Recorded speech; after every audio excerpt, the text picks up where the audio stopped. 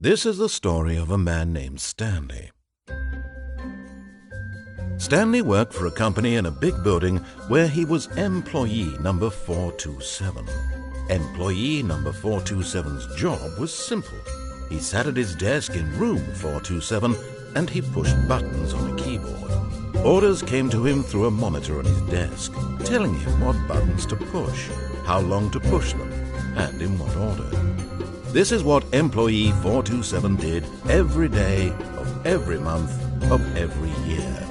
And although others might have considered it soul-rending, Stanley relished every moment that the orders came in, as though he had been made exactly for this job.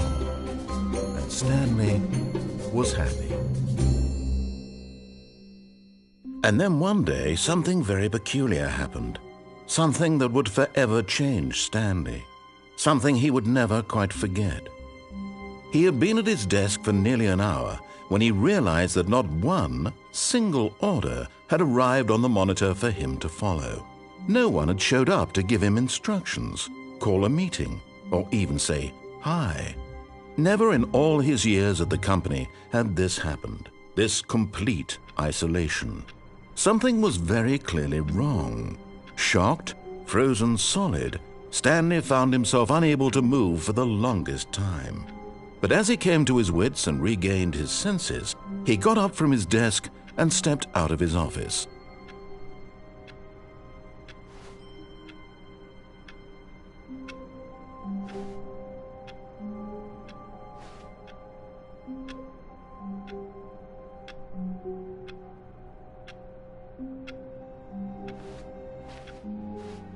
All of his co-workers were gone. What could it mean? Stanley decided to go to the meeting room. Perhaps he had simply missed a memo.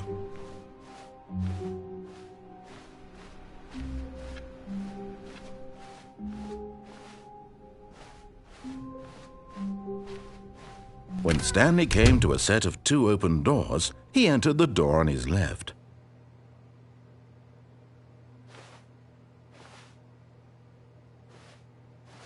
This was not the correct way to the meeting room, and Stanley knew it perfectly well. Perhaps he wanted to stop by the employee lounge first, just to admire it. Ah, yes, truly a room worth admiring. But eager to get back to business, Stanley took the first open door on his left.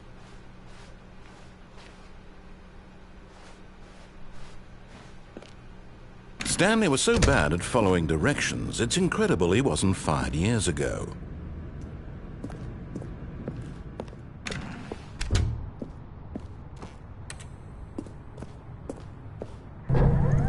Look, Stanley, I think perhaps we've gotten off on the wrong foot here. I'm not your enemy, really, I'm not. I realize that investing your trust in someone else can be difficult, but the fact is that the story has been about nothing but you all this time. There's someone you've been neglecting, Stanley. Someone you've forgotten about. Please, stop trying to make every decision by yourself. Now, I'm not asking for me, I'm asking for her. This is it, Stanley. Your chance to redeem yourself, to put your work aside, to let her back into your life. She's been waiting.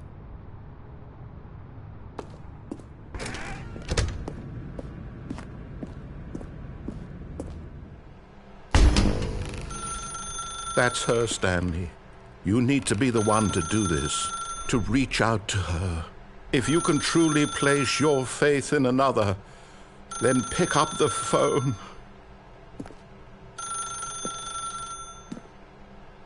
As Stanley picked up the phone, a white light engulfed him, filling him not just with radiance, but with hope. Hope for a life reunited one... Wait. Oh, goodness. Stanley, did you just unplug the phone? No, that wasn't supposed to be a choice. How did you do that? You actually chose incorrectly? I didn't even know that was possible. Let me double-check.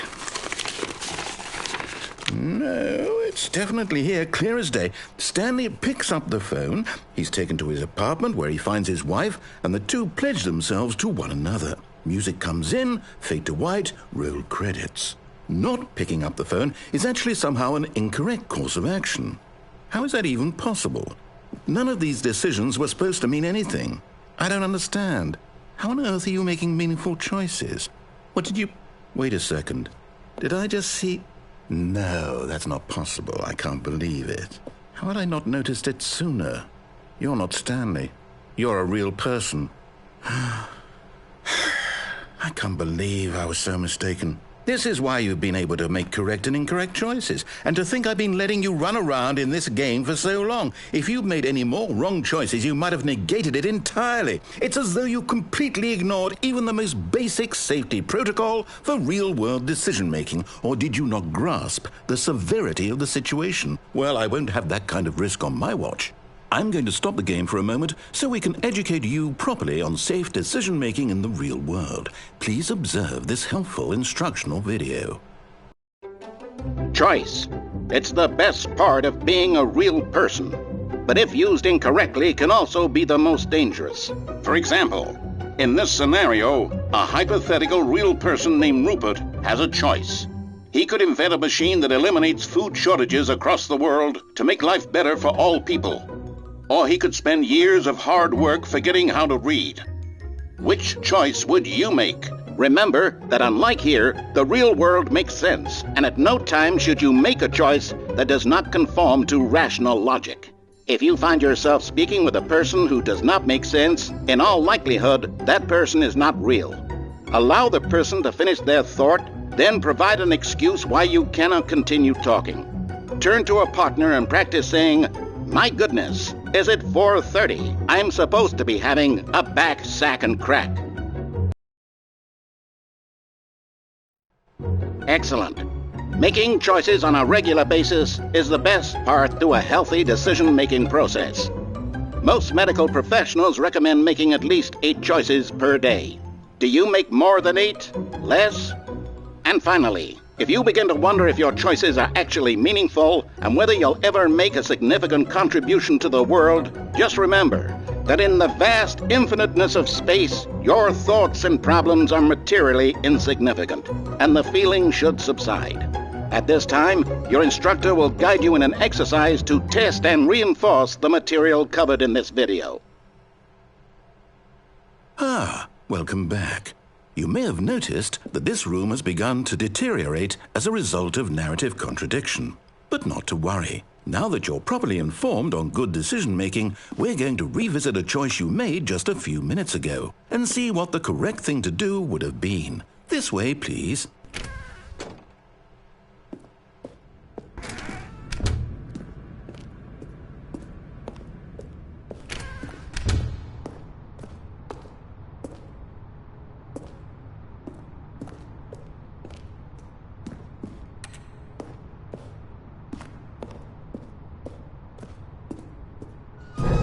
Now that we know your choices are meaningful, we can't have you jumping off the platform and dying.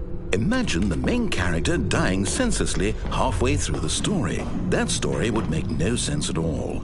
We just need to get you home as soon as possible before the narrative contradiction gets any worse. Unfortunately, it seems this place is not well equipped to deal with reality.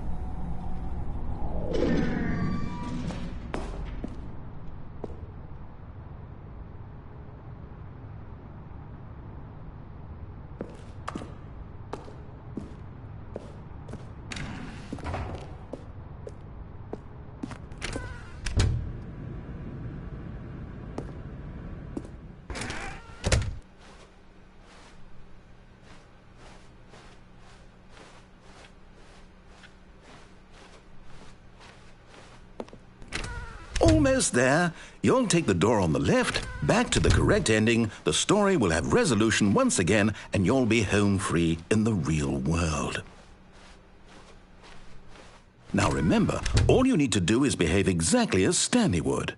That means choosing responsibly and always putting the story first. I'm quite sure you'll be up to the task. Just follow my lead and you'll be fine. All right. When Stanley came to a set of 2 open doors, he entered the door on his left.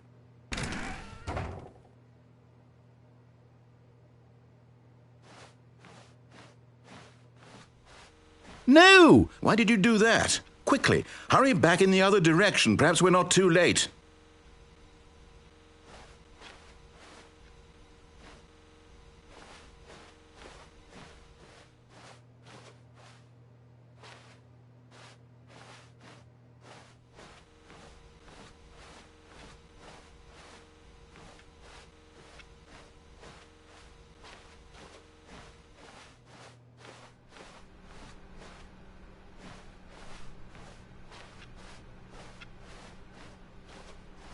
Oh, it's ruined. I can't believe, after everything we talked about, that my story, you've destroyed my work. Why? For what? What did you get out of that? What did you think was so special about seeing the game undone, left here like so much garbage? It's worthless now. And what am I supposed to do? Even if there were a way to continue, would it be worth it? To know that my story is now incorrect? How can I go back to that? I can't erase that knowledge. I'll have to live with it forever, reliving its impossibility forever. I couldn't live that way. Is it better to shut the game down entirely? To willingly destroy all of my work? I don't know. What's the answer? What do I do? What do I do? What do I... No, I have to. I have to shut the game down. I have to. I have to.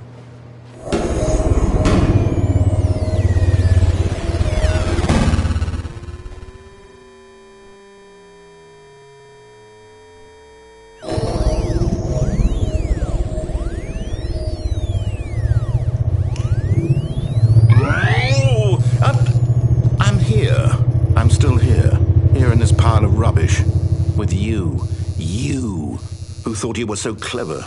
Now look where we are. My entire game is destroyed. It was the only thing in the world that was mine, and you've run it into the ground. What, did you think that would be funny? You just had to see? Didn't I impress upon you how important it was to be like Stanley? He actually knows how to do what I tell him to. He understands that if I say to do something, there's a damn good reason for it. That thought hadn't even occurred to you, had it? That there's a world outside of you? You're a child. Oh, my story. If you'd just gone through the door on the left, you would have seen it. There was a whole underground facility. You would have destroyed it and been victorious. It would have been so perfect. I worked so hard on it. I tried so hard to make... behave exactly as Stanley would. That means choosing responsibly and always putting the story first. I'm quite sure you'll be up to the task. Just follow my lead and you'll be fine. All right. When Stanley came to a set of 2 open doors, he entered the door on his left.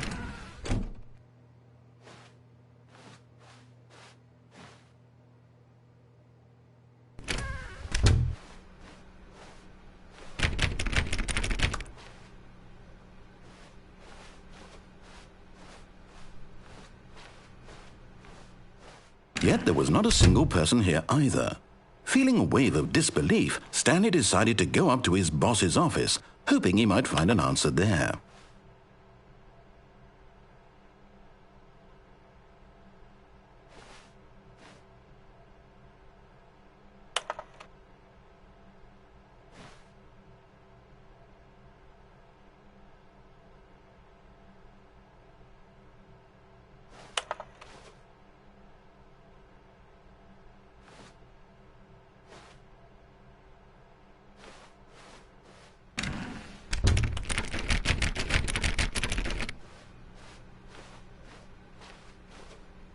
Coming to a staircase, Stanley walked upstairs to his boss's office.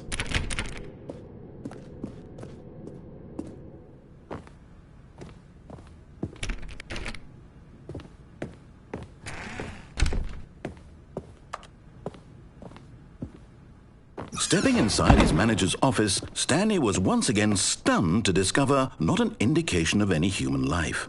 Shocked, unraveled, Stanley wondered in disbelief who orchestrated this, until he saw the door with a voice receiver next to it. Surely behind this door lay all the answers to his questions. And beyond all probability, he knew the passcode. He had seen it on his boss's computer just last week. Nightshark 115.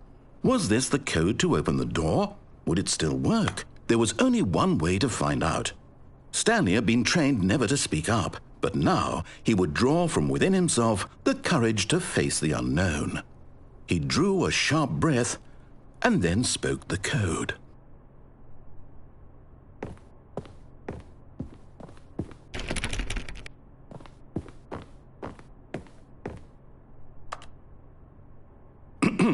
Stanley spoke the code. Night Shark 115. He spoke it into the receiver, right there on the wall.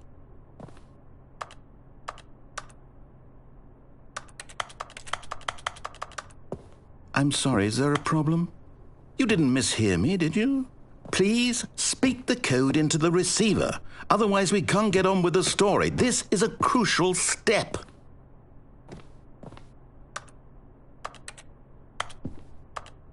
Okay, fine, you're not going to do it, but you know what? It's pretty humiliating to bring you this far, only for you to suddenly decide you have better things to do. I asked you for this one single thing, for your respect. The kind of respect Stanley shows for his choices. He knows what it means to take a story seriously. If you didn't want to see what I had to show you, then why did you come here? You had a choice, you know. You could have gone through the door on the right. You could have done whatever the hell you wanted over there. Why did you come this way? Speak. Say something to me. Explain yourself, you coward. You... When Stanley came to a set of 2 open doors, he entered the door on his left. Stanley? Hello? Are you... Is everything okay? Stanley, please. I need you to make a choice. I need you to walk through the door. Are you listening to me? Can you hear me? Is everything all right? Stanley, this is important. The story needs you. It needs you to make a decision. It cannot exist without you. Do you understand me? Whatever choice you make is just fine. They're both correct. You cannot be wrong here. We can work together. I'll accept whatever you do. I simply need you to take that step forward, please. Choose. Do something. Anything. This is more important than you can ever know. I need this. The story needs it. So, you hear me? Are you there? Are you listening to this? Stanley, are you there? Okay. It's okay, I can wait. You need time to decide. Time to make sure your choice is correct. That is the best choice. That's all right. I'll wait for you to decide what's the right thing to do. Take as much time as you need.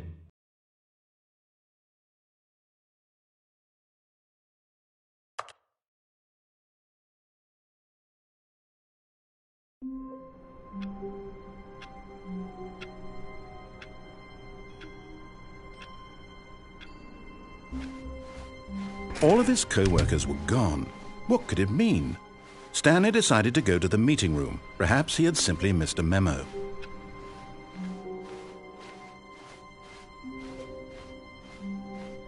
When Stanley came to a set of 2 open doors, he entered the door on his left.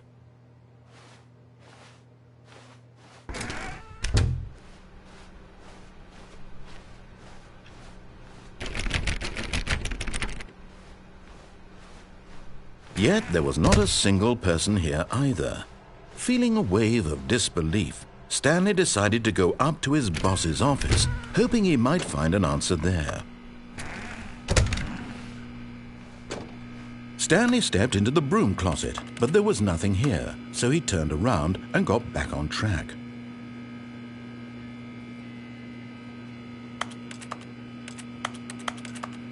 There was nothing here. No choice to make, no path to follow, just an empty broom closet. No reason to still be here.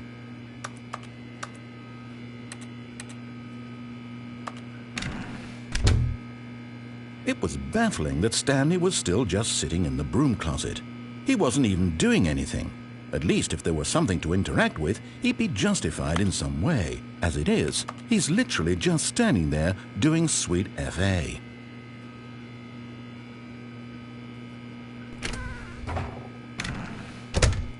Are you really still in the broom closet? Standing around doing nothing? Why? Please offer me some explanation here. I'm genuinely confused.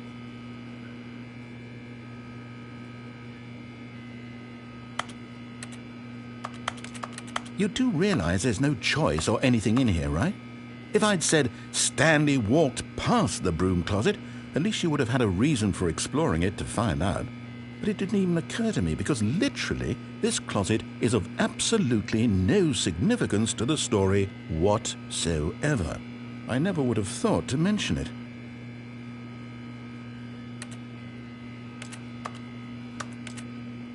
Maybe to you this is somehow its own branching path. Maybe when you go talk about this with your friends, you'll say, "Oh, did you get the broom closet ending? The broom closet ending was my favorite." I hope your friends find this concerning.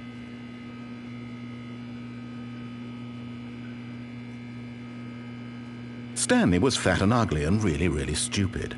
He probably only got the job because of a family connection. That's how stupid he is. That or with drug money. Also, Stanley is addicted to drugs and hookers.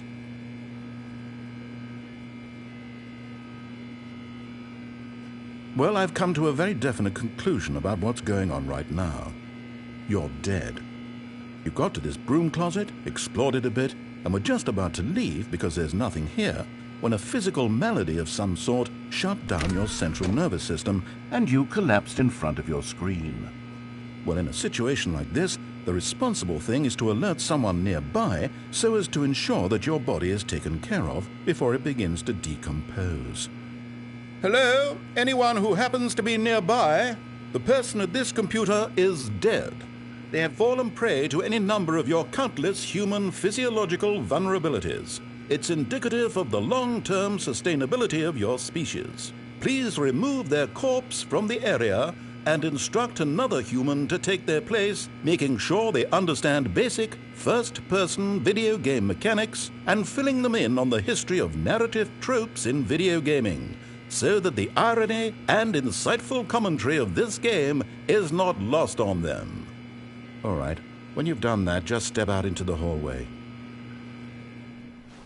Ah, second player. It's good to have you on board. I guarantee you can't do any worse than the person who came before you.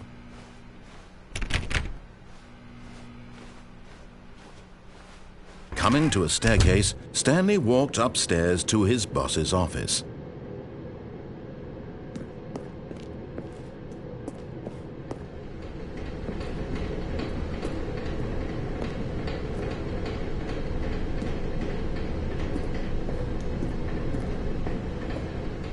But Stanley just couldn't do it. He considered the possibility of facing his boss, admitting he had left his post during work hours. He might be fired for that. And in such a competitive economy, why had he taken that risk? All because he believed everyone had vanished? His boss would think he was crazy. And then something occurred to Stanley. Maybe, he thought to himself, maybe I am crazy.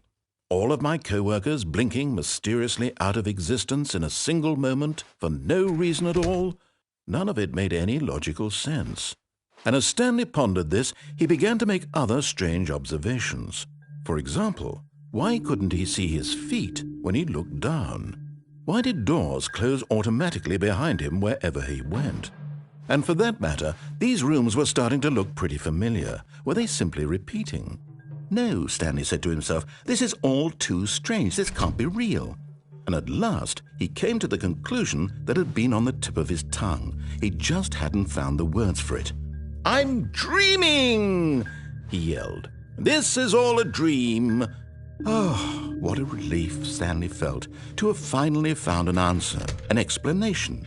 His co-workers weren't actually gone. He wasn't going to lose his job. He wasn't crazy after all. And he thought to himself, I suppose I'll wake up soon. I'll have to go back to my boring real-life job pushing buttons. I may as well enjoy this while I'm still lucid. So he imagined himself flying and began to gently float above the ground. Then he imagined himself soaring through space on a magical starfield, and it too appeared. It was so much fun, and Stanley marveled that he had still not woken up. How was he remaining so lucid? And then perhaps the strangest question of them all entered Stanley's head. One he was amazed he hadn't asked himself sooner. Why is there a voice in my head dictating everything that I'm doing and thinking? Now the voice was describing itself being considered by Stanley, who found it particularly strange. I'm dreaming about a voice describing me, thinking about how it's describing my thoughts, he thought. And while he thought it all very odd and wondered if this voice spoke to all people in their dreams, the truth was that, of course, this was not a dream. How could it be? Was Stanley simply deceiving himself, believing that if he's asleep, he doesn't have to take responsibility for himself? Stanley is as awake right now as he's ever been in his life. Now, hearing the voice speak these words was quite a shock to Stanley. After all, he knew for certain, beyond a doubt, that this was in fact a dream. Did the voice not see him float and make the magical stars just a moment ago? How else would the voice explain all that? This voice was a part of himself too. Surely, if he could just... He would prove it. He would prove that he was in control, that this was a dream. So he closed his eyes gently, and he invited himself to wake up. He felt the cool weight of the blanket on his skin, the press of the mattress on his back, the fresh air of a world outside this one. Let me wake up, he thought to himself. I'm through with this dream. I wish it to be over. Let me go back to my job. Let me continue pushing the buttons. Please, it's all I want. I want my apartment and my wife and my job. All I want is my life exactly the way it's always been. My life is normal. I am normal. Everything will be fine. I am okay.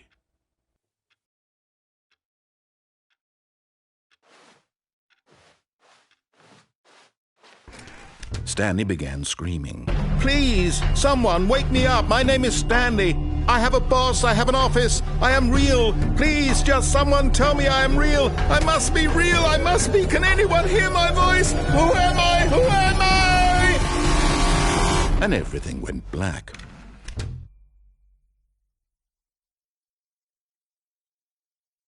This is the story of a woman named Mariella. Mariella woke up on a day like any other. She arose, got dressed, gathered her belongings, and walked to her place of work. But on this particular day, her walk was interrupted by the body of a man who had stumbled through town talking and screaming to himself, and then collapsed dead on the sidewalk. And although she would soon turn to go call for an ambulance, for just a few brief moments she considered the strange man. He was obviously crazy, this much she knew. Everyone knows what crazy people look like. And in that moment, she thought to herself how lucky she was to be normal. I am sane. I am in control of my mind. I know what is real and what isn't. It was comforting to think this, and in a certain way, seeing this man made her feel better.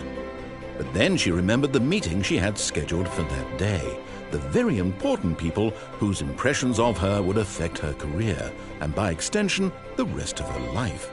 She had no time for this, so it was only a moment that she stood there, staring down at the body. And then she turned and ran.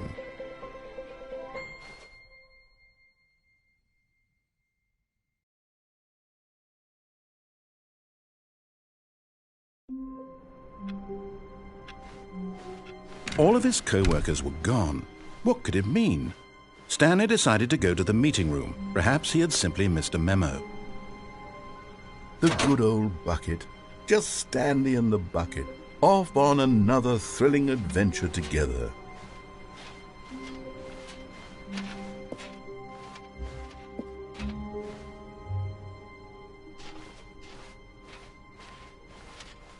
Stanley clutched the bucket tightly to his chest and entered the door on his left. This was not the correct way to the meeting room, but Stanley had felt the bucket calling to him, telling him that the employee lounge was simply the place to be.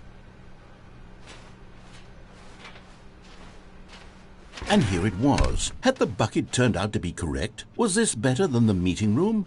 Yes, Stanley thought to himself. Yes, perhaps it truly was. No, never mind. The bucket was wrong. Stanley took the door on his left to go back to the meeting room. No, said the bucket. don't go to the meeting room. Go somewhere else. The cargo lift, yes. Go there. Go to the cargo lift. But Stanley feared that any path he walked might lead to the separation of himself and the bucket, his dearest friend. So he threw himself to his death, that they might die in one another's arms. How deeply touching.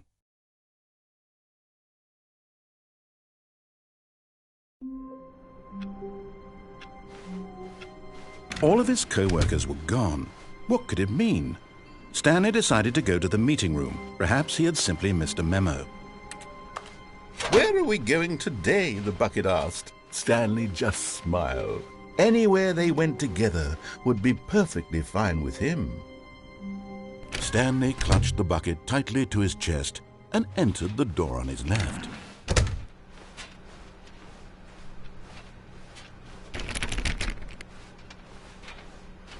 Still no one was here. Stanley needed the bucket's warmth and comfort now more than ever. Perhaps his boss's office was where he'd find answers.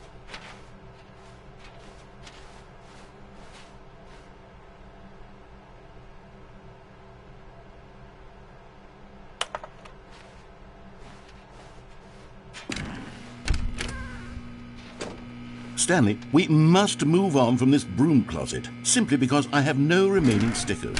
If I did, you can guarantee we'd be in here for hours. But alas, no stickers.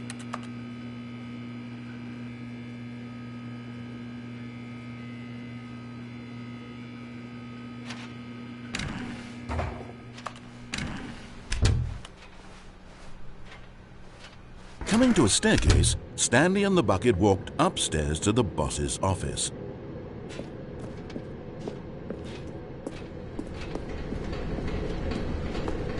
But Stanley just couldn't do it. He considered the possibility of facing his boss, admitting he had left his post during work hours. He might be fired for that. And in such a competitive economy, why had he taken that risk? All because he believed everyone had vanished? His boss would think he was crazy. And then something occurred to Stanley. Maybe, he thought to himself, maybe I am crazy. He looked down at the bucket in his arms. Am I crazy? He asked the bucket. The bucket returned his gaze, but said nothing at all. That's strange, Stanley thought. Usually the bucket is a source of guidance and wisdom for me in difficult times such as these.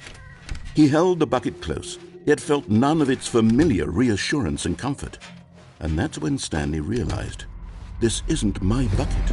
It's just a normal, everyday bucket. Someone else's bucket, perhaps. How did I end up with someone else's bucket? This is all terribly wrong. Surely no good would come from this. Who knows what sorts of bizarre hallucinations Stanley might experience without the psychologically grounding presence of his bucket. And indeed, now he noticed that the rooms were repeating, which was, of course, very odd.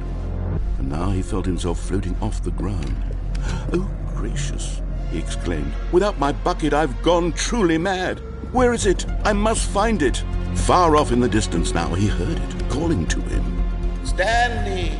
Stanley, it's me, the bucket. Could it truly be?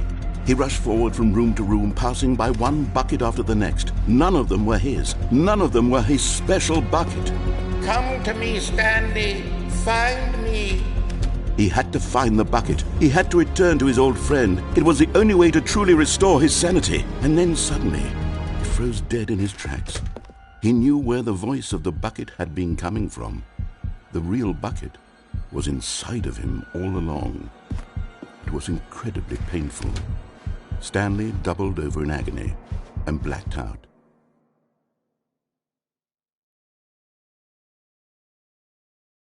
This is the story of a woman named Mariella. Mariella woke up on a day like any other. She arose, got dressed, picked up her bucket of comfort and security, and walked to her place of work. But on this particular day, her walk was interrupted by the body of a man who had stumbled through town, talking and screaming to himself, and then collapsed dead on the sidewalk. Right away, she knew what the problem was. This man had no bucket. Of course he'd gone mad, ranting and raving about a narrator describing all of his actions and how everything is predetermined and free will is an illusion and it's all just a video game. It could all have been prevented if only he'd taken his bucket with him. Perhaps he didn't even realize he'd forgotten his bucket at home in the first place. How cruel the world can be, Mariella thought, and she hugged her own bucket even tighter. But of course, she had no time for this. There were a myriad of confusing problems she would soon have to confront at work, for which her bucket would provide absolute guidance and total clarity on everything. Heck yes, she thought to herself, my life kicks ass. And she backflipped all the way to work.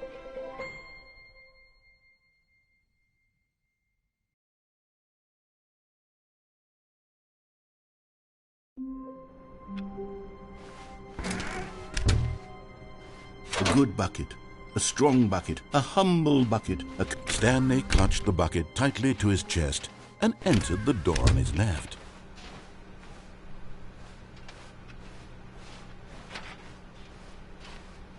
Still no one was here. Stanley needed the bucket's warmth and comfort now more than ever. Perhaps his boss's office was where he'd find answers. Stanley, we must move on from this broom closet, simply because I have no remaining stickers. Coming to a staircase, Stanley and the bucket walked upstairs to the boss's office.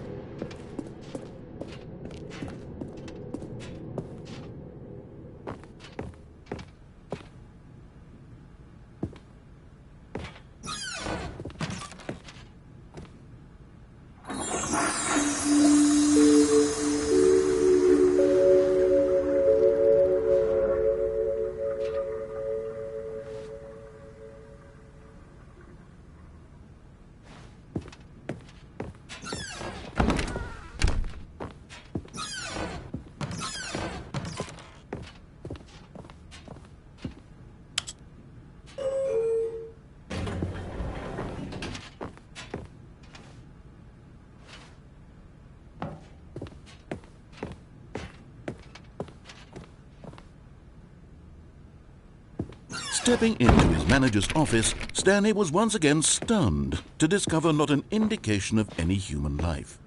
Crushed by the weight of this revelation, Stanley may have broken down into an emotional dumpster fire if not for the soothing presence of the bucket. Even now, in his darkest of hours, did the bucket's warmth and guiding light pierce the dark clouds of confusion and chaos. It would be with him always. The bucket would, and he knew it. The two of them were inseparable. At this point, Stanley was so absorbed in the tender spiritual connection he shared with the bucket that he didn't notice the keypad behind the boss's desk. Nor in his bliss of simply being near the bucket did he have any notion that the PIN number for the keypad was 2845. But Stanley guessed the correct code by sheer luck. Was it that the bucket knew all along? Was the bucket guiding him? Yes, this is certainly the most logical explanation.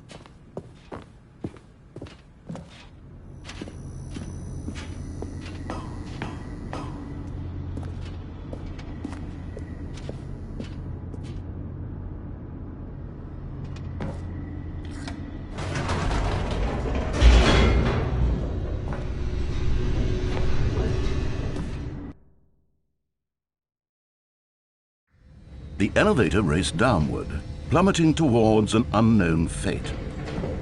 It would be all Stanley could do to keep himself together, if not for the bucket. Soothing him, comforting him, reassuring that in this darkest moment of uncertainty, he would be all right. The bucket is here for you, Stanley. Everything will be fine.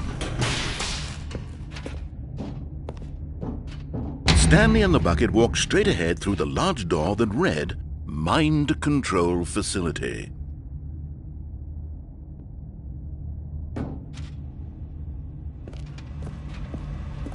Although Although this passageway had the word escape written on it, the truth was that at the end of this hall, Stanley and the bucket would both meet a violent death.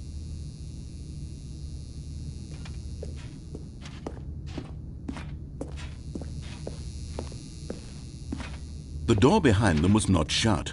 Stanley and the bucket still had every opportunity to turn around and get back on track.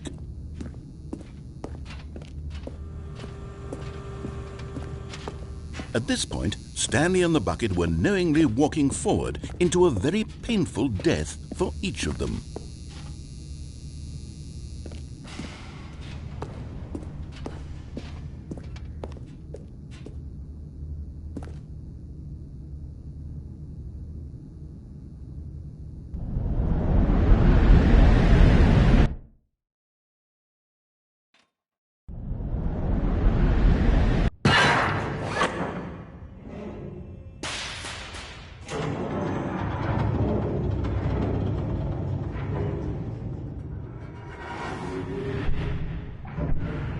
As the machine whirred into motion and Stanley and the bucket inched closer to their demise, Stanley reflected on how meaningless the bucket's warmth and comfort had turned out to be.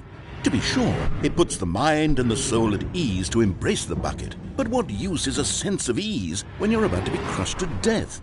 This is what Stanley thought to himself, and he sort of kicked himself for wasting so much time carrying a bucket everywhere. Farewell, Stanley.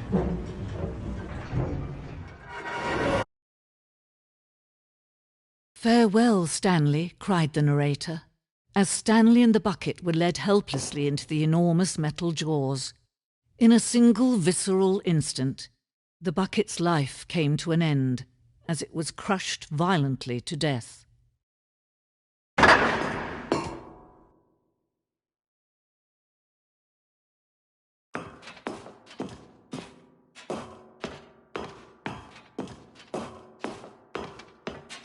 It was a shame, the death of such a magnificent bucket. It's true that all buckets are radiant in their own way, but this one stood above the rest. It was a glorious bucket to behold.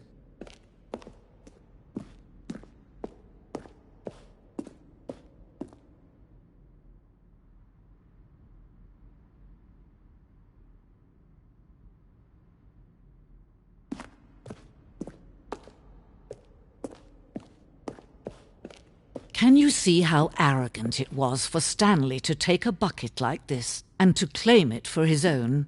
Can you see the hubris that blinded him? Can you see that the bucket is far more noble than Stanley will ever be in his short life?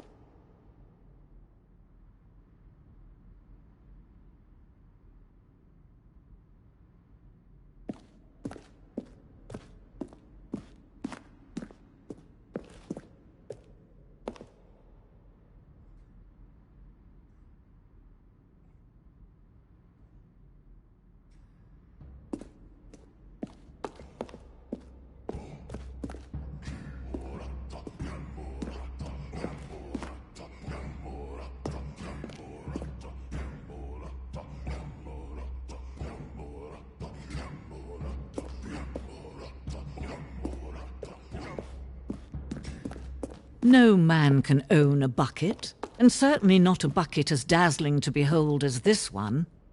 It is man who should kneel before the bucket.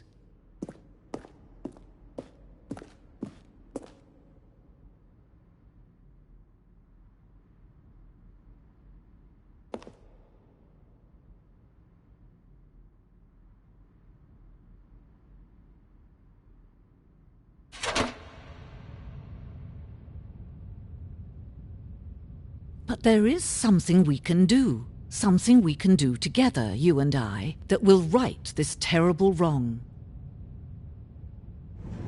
Let Stanley die. Let him be crushed by the machine. Don't reset the game. Don't give him another opportunity to run off with another beautiful bucket.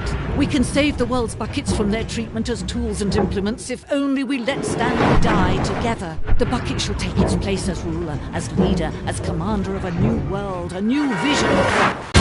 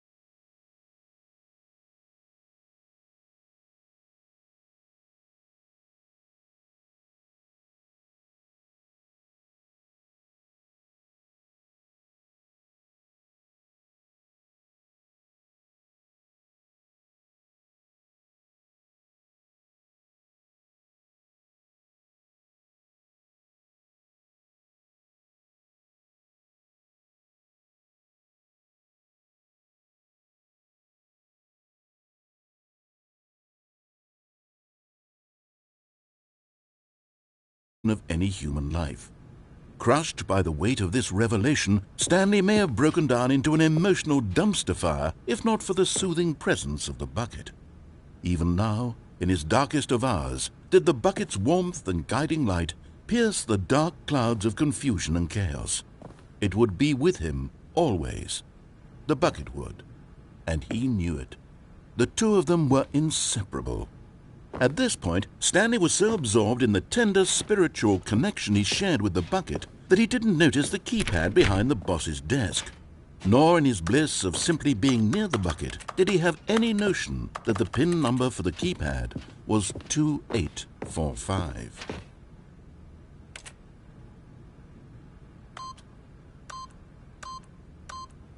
But Stanley guessed the correct code by sheer luck. Was it that the bucket knew all along? Was the bucket guiding him? Yes, this is certainly the most logical explanation.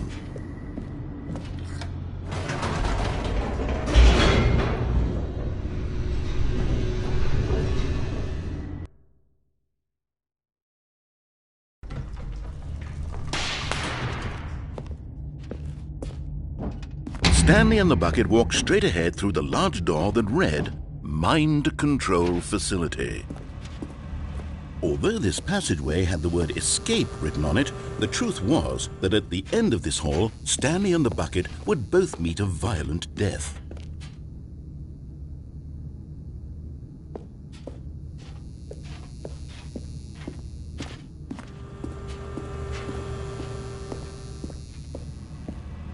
But of course, Stanley and the bucket thought better of it and realized they simply had too much to live for.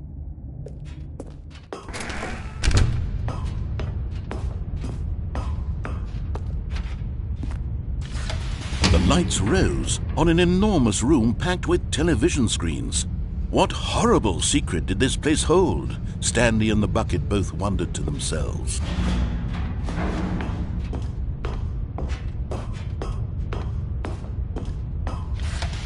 The monitors jumped to life, and Stanley nearly dropped the bucket in shock. Everyone in the office was being videotaped, monitored like guinea pigs. The bucket had never seen anything like this, and it very nearly burst into tears as Stanley cradled it gently, reassuring it that everything would be fine. Was the bucket under the mind control facility's influence as well? Had the bucket been told to do things it didn't wish to do? What kinds of things does a bucket want to do or not want to do in the first place? These questions raced furiously in Stanley's feeble mind. No! He screamed into the bucket. He couldn't accept it. His own life in someone else's control, never! He squeezed the bucket tighter, his one friend in the entire world. At this point, he could trust no one except for the bucket.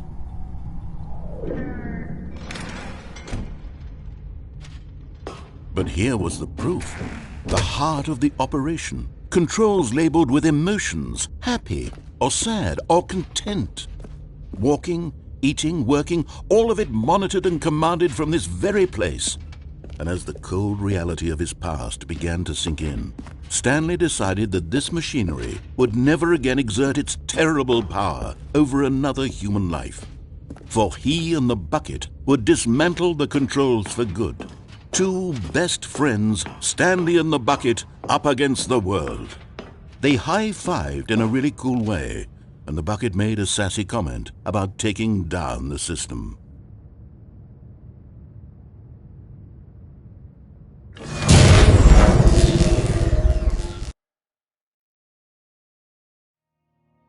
Stanley and the bucket waited in blackness. Was it over? Yes, they had done it. Stanley and the bucket had defeated their greatest and darkest enemy, freed themselves from the tyrannical grip of the evil mind control machine. Freedom was now mere moments away. Excitedly, the two of them began to discuss the kind of life they wanted to live once they stepped through this massive door. The bucket wanted to learn to roller skate. Stanley wanted to sneeze in every country on Earth. Both of them wanted to begin watching a movie, any movie, but then stop it halfway through and begin watching it in reverse from the end. True, it was a simple life they envisioned, but it was one they'd lived together, with one another to lean on, to trust, to support, and What? Wait. What was happening? Why had the door stopped? Was Stanley and the bucket not about to be freed? An unbearable silence filled the room, lingering in uncertainty, until finally the truth hit Stanley square in the face. This building did not want the bucket to leave. Even the facility itself recognized the incredible calming presence of the bucket, needed the soothing warmth of the bucket, would go to any lengths not to part with the bucket. No. Stanley can't leave this place, not while he has such a precious bucket in his arms, not while this building has anything to say about it. Stanley realized he would never again leave this very room, but at least he has the bucket. To be trapped eternally in darkness isn't really so bad, Stanley thought to himself. As long as I have my bucket with me, right? I'll be okay, won't I? Stanley gulped. Very soon now, he was about to find out.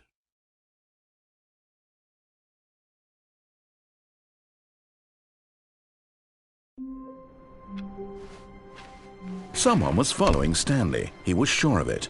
If he checked over his shoulder now, he would surely catch them. It was only a matter of time.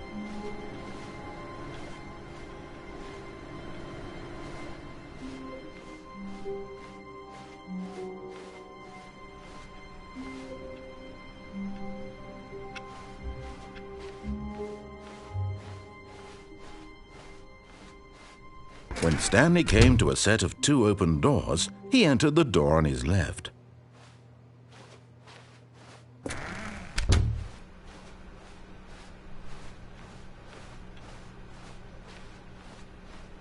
Yet there was not a single person here either.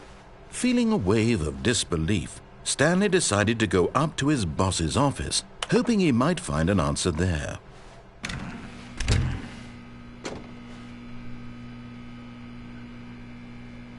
Oh, no, no, not again. I won't be part of this. I'm not going to encourage you. I'm not going to say anything at all. I'm just going to be patient and wait for you to finish whatever it is you enjoy doing so much in this room. Please take your time.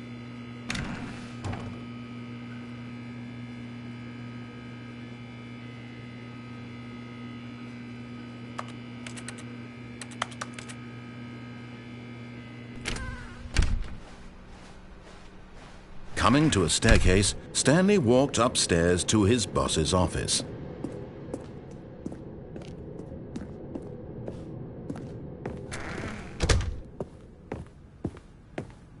Stepping into his manager's office, Stanley was once again stunned to discover not an indication of any human life. Shocked, unraveled, Stanley was in such a rush to get through the story as quickly as possible, he didn't even have a single minute to just let the narrator talk. That kind of anxiety isn't healthy, so he relaxed for a few moments with some calming New Age music.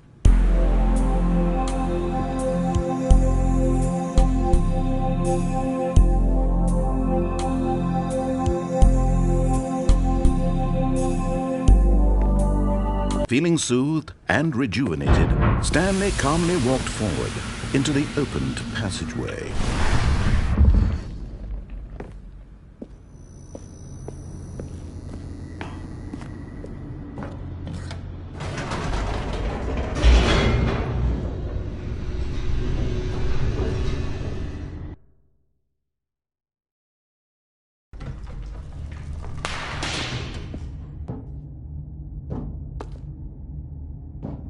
Stanley walked straight ahead through the large door that read Mind Control Facility.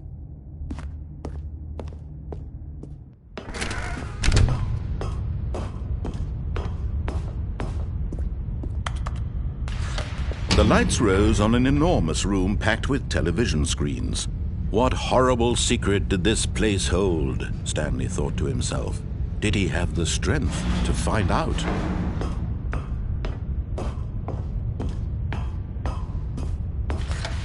Now the monitors jumped to life, their true nature revealed. Each bore the number of an employee in the building, Stanley's co-workers. The lives of so many individuals reduced to images on a screen, and Stanley, one of them, eternally monitored in this place where freedom meant nothing.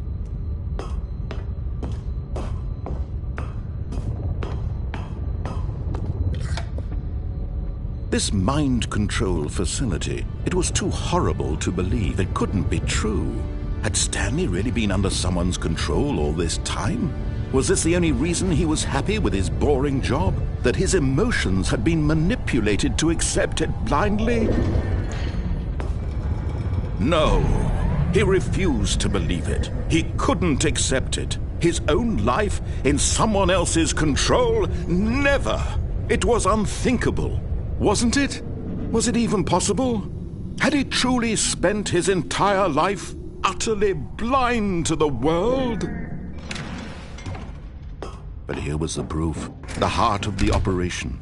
Controls labeled with emotions, happy or sad or content, walking, eating, working, all of it monitored and commanded from this very place. And as the cold reality of his past began to sink in, Stanley decided that this machinery would never again exert its terrible power over another human life. for he would dismantle the controls once and for all.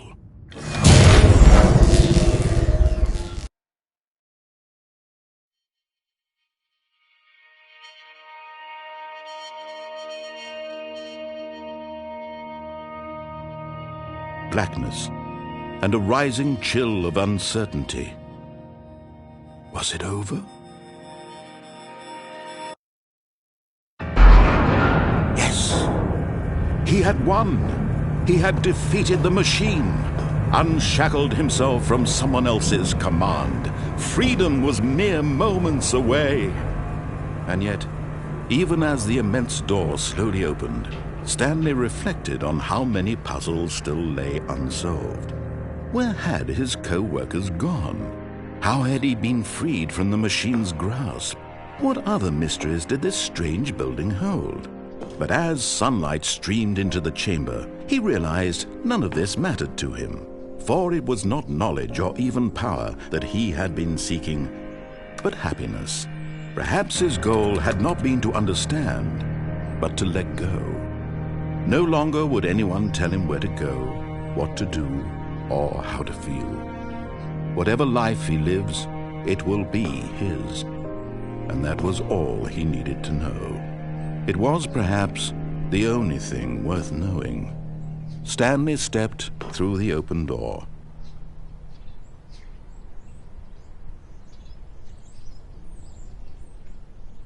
Stanley felt the cool breeze upon his skin, the feeling of liberation, the immense possibility of the new path before him. This was exactly the way, right now, that things were meant to happen. And Stanley was happy.